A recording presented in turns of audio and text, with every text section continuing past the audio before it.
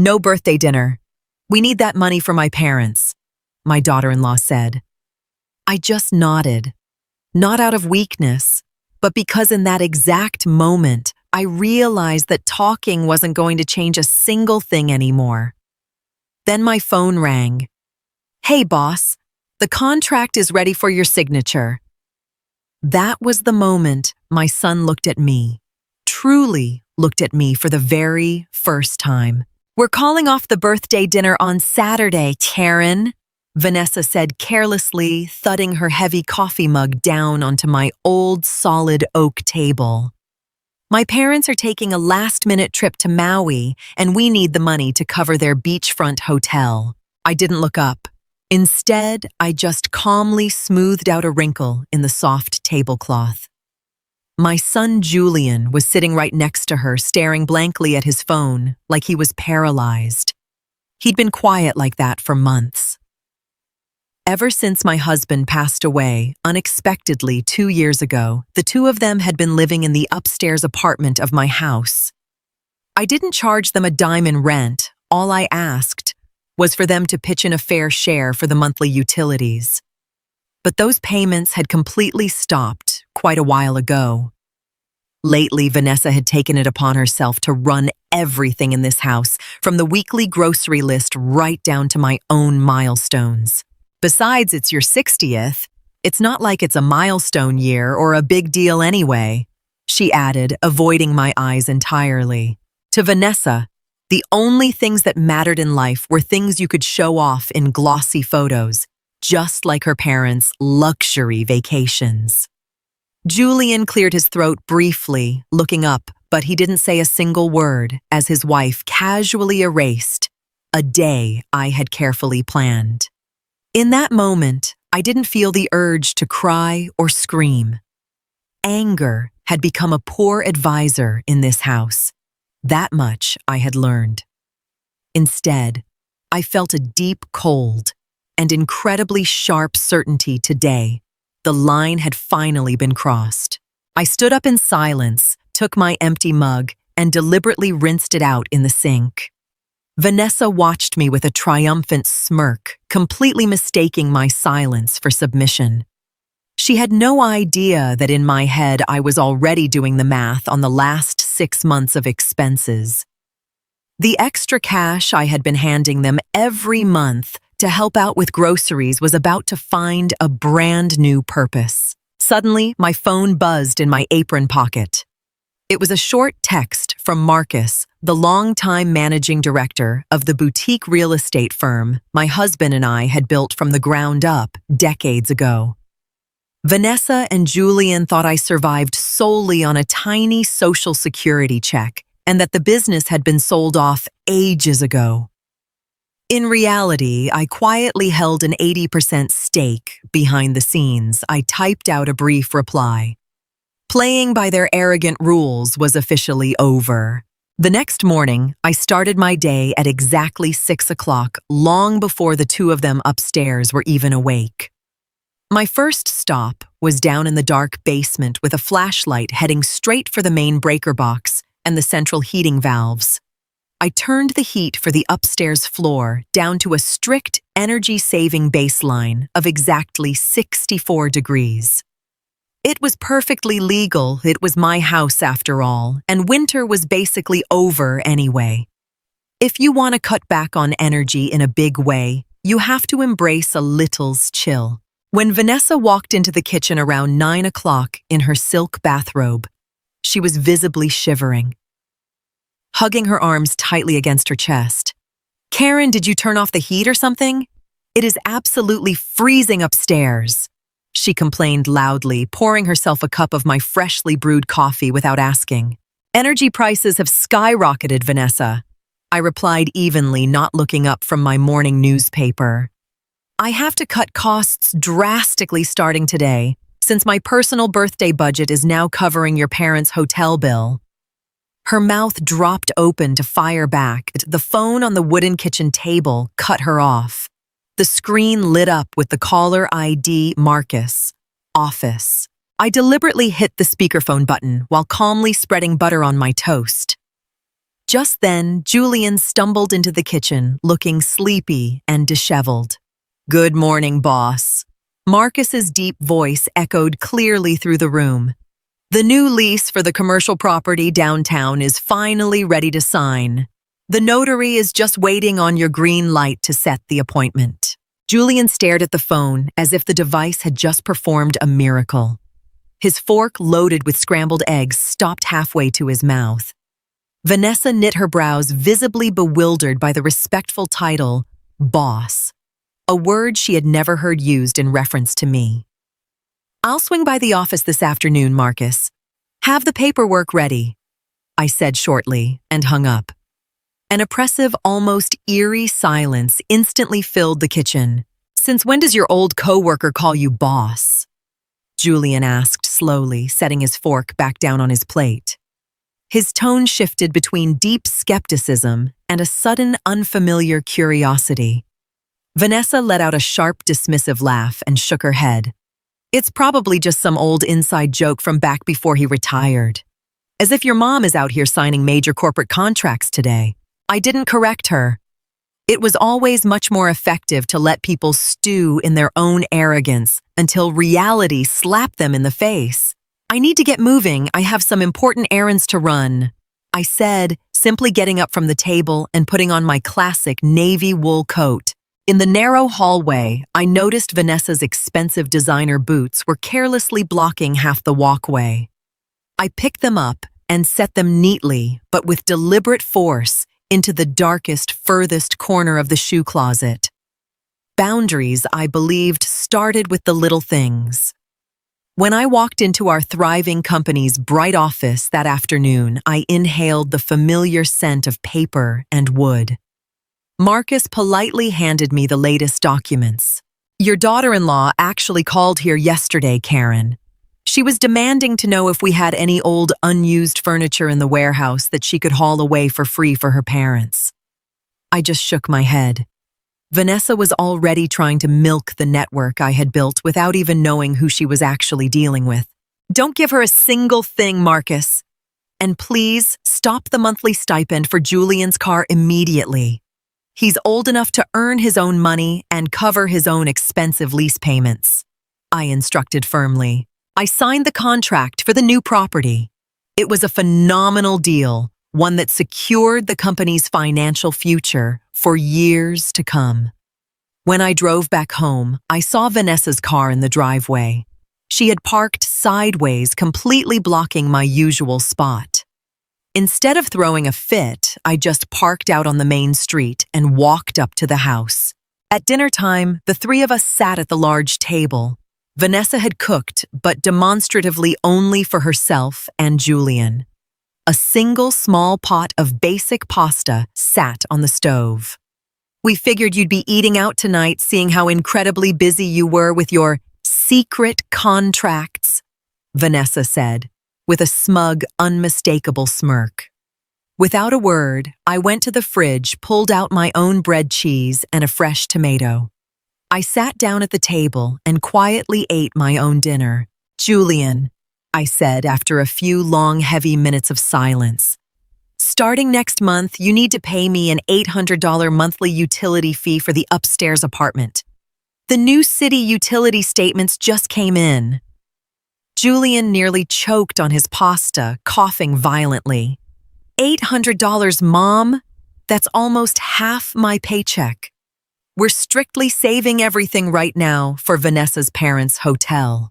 Vanessa slammed her palm flat against the table. "You can't do that. We have a firm agreement in this house. Our agreement was that you two would contribute fairly to the bills. You haven't done that once in the last 5 months." I countered, keeping my voice steady and incredibly quiet.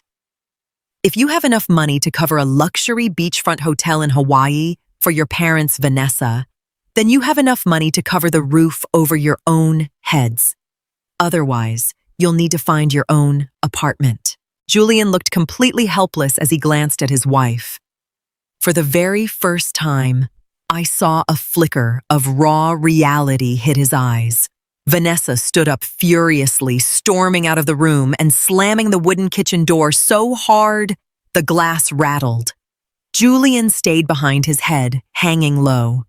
"She doesn't mean it maliciously, Mom," he whispered softly. "But it's not like you actually need the money that badly, right?" I looked long and hard at my son, realizing I had raised him to be far too soft. "This isn't about the money, Julian. It's about respect. Plain and simple." The next business day, Vanessa showed up completely uninvited at our corporate office. She was dressed to the nines, clearly hoping to catch Marcus alone and pry into my supposed pension hobbies. I was sitting in the glass-walled conference room in the back, watching her every move. She was speaking down to the young receptionist, fishing for information and acting like she owned the place. "Mrs. Mitchell is currently in a very important meeting with our partners," I heard the receptionist say, politely but firmly. Vanessa just waved her hand dismissively. "Oh, please, my mother-in-law probably just does some light filing here for a little extra pocket money. Just show me the paperwork for the new downtown property." At that exact moment, I pushed open the heavy glass door and stepped out into the lobby. "That paperwork is absolutely none of your business, Vanessa," I said, a coldness in my voice that chilled the room. The staff looked at me expectantly and with deep respect. Vanessa's face instantly lost all its color as she realized just how deferential the employees were toward me. "Karen, what are you doing sitting at the executive desk?" She stammered, visibly shaken. "I run this real estate firm, and I have since long before you were born," I replied without an ounce of boastfulness, just stating a cold fact. "Now please leave my private offices immediately. We have hardworking people here, and none of them are working to pay for your parents' vacation." Vanessa spun on her heel and stormed out. Her perfect worldview of the poor, helpless widow had just suffered its first major crack. The power dynamic was shifting, and there was no stopping it. When I got home that evening after an exhausting day, the lock on the heavy front door had been completely replaced. My key wouldn't even fit into the deadbolt. I stood on the porch in the chilly evening wind, staring at the shiny new hardware. Inside, the lights were blazing. Vanessa had actually tried to lock me out of my own home to prove she had the upper hand. I didn't panic. I calmly pulled out my phone and called the local locksmith we used for all our commercial properties. 20 minutes later, the experienced locksmith arrived. The moment he started drilling loudly into the lock, Julian threw the door open from the inside, his face pale with fear. Vanessa was standing right behind him in the hallway, her arms tightly crossed over her chest. "The upstairs is our apartment. We have the legal right to change the locks," she yelled at me. "The entire house belongs to me, Vanessa. You live here purely at my discretion," I said, turning to the locksmith and handing him his payment in cash. I took the new set of keys and deliberately didn't offer one to Julian. "Starting today, the main front door downstairs stays unlocked, but the interior door leading up to your apartment is getting its own deadbolt. As of right now, you no longer have access to my living space, my kitchen, or my laundry room." Vanessa gasped, completely dumbfounded. "And how exactly are we supposed to do our laundry? We don't have a washer and dryer upstairs." I looked her straight in the eye, my expression ice cold. "There's a perfectly good laundromat just 2 blocks over. It's clean and it's cheap. Exactly the kind of place for people who prefer to wire their money to Hawaii." Julian looked like he wanted the ground to swallow him alive. He finally understood that his mother didn't make empty threats. The next few days in the house were defined by a freezing, oppressive silence. I lived independently in my half of the house, while the two of them lived isolated in theirs. Every day, I heard the heavy thudding sound of laundry baskets being lugged down the stairs as they dragged their dirty clothes to the distant laundromat. Julian tried to corner me in the kitchen a few times to talk, but I shut down every single attempt at cheap small talk. If he wasn't willing to stand up for his own mother, he didn't get to ask for her advice anymore. On Friday, the day right before my actual birthday, I received an urgent notice from the bank. Julian's car leasing company had been hit with a bounced payment because his account didn't have sufficient funds. He had clearly drained every cent to pay for Vanessa's parents' hotel. Now the car was facing immediate repossession. Late that evening, Julian came into my quiet living room, tears streaming down his face. He sat down on the rug in despair, looking exactly like he did when he was a little boy. "Mom, please help me. They're taking the car tomorrow. I won't even be able to get to work. Vanessa already wired all the money. The hotel is non-refundable." I looked down at my son. It hurt to see him so broken, but pity, without a hard lesson, was completely useless in this situation. "You threw away your hard-earned money on people who don't have an ounce of respect for you or me, Julian," I said softly. "I am not paying your past due balance, but I will offer you a deal. We will transfer the car lease to my company. You will drive it as a company car, but the monthly usage fee will be deducted directly from your paycheck. And Vanessa is never to drive it a single mile again." He nodded frantically, ready to accept any condition just to pull his neck out of the noose. Saturday finally arrived. My 60th birthday. The warm spring sun streamed through the freshly washed windows of my cozy living room. I had baked myself a small cake in the morning and set the table beautifully for one. No massive party, no unnecessary drama, just deep peace. At exactly 11 o'clock, there was a loud knock at the front door. It wasn't Julian, and it wasn't a furious Vanessa. It was Marcus and 3 of my oldest, closest friends standing on the porch with bright flowers and a bottle of good wine. We sat together in the sunny backyard, laughing uproariously right when Vanessa and Julian walked back from their exhausting trek. They had to walk down the narrow path right past us, heavy laundry baskets clutched in their hands. To make matters worse, Vanessa's parents were with them, loaded down with suitcases for their flight the next morning. They saw our cheerful gathering and stopped dead in their tracks on the lawn. "Karen, who are all these strangers in your yard?" Vanessa's mother asked, visibly offended. "And why is it so uncomfortably freezing upstairs? We wanted to rest a bit before our long flight." My lifelong friend Ellen let out a booming laugh. "Karen is celebrating her well-deserved birthday today, sweetheart. And in her own house, she's the only one who controls the thermostat." Vanessa tried desperately to save face in front of her demanding parents. "We're leaving for Hawaii tomorrow anyway, Mom. Let's just go upstairs." But as they tried to head up the stairs, they slammed right into the heavy new deadbolt on the interior door that I had installed the day before. They could no longer access my private quarters to steal toilet paper or towels. Their kingdom had shrunk down to 2 poorly heated rooms. On Sunday evening, after Vanessa's parents were finally dropped off at the airport, the 2 of them came downstairs and asked to talk. They sat visibly humbled on the basic chairs in the narrow hallway as I refused to let them into my comfortable living room under any circumstances. Vanessa looked completely exhausted.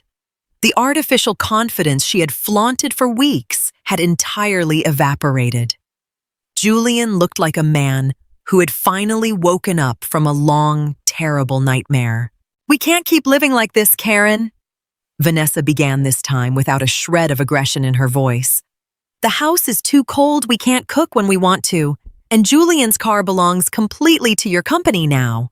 This is pure psychological warfare." I comfortably crossed my legs and looked at her calmly. "It's not warfare, Vanessa. It's the naked reality of the independence you so desperately wanted from me. You wanted to be adults and dictate my life and my money. Now you get to dictate your own, along with all the hard consequences that come with it." I handed Julian a document I had prepared. It was a straightforward, legally airtight 1-year lease agreement for the upstairs apartment. Either you sign this right now, pay your rent and utilities on time, starting next month, and strictly follow my house rules, or you are legally evicted by the first of the month. I already have 2 highly qualified employees from my firm who would love to rent the apartment immediately. Vanessa looked at the document, then at her husband.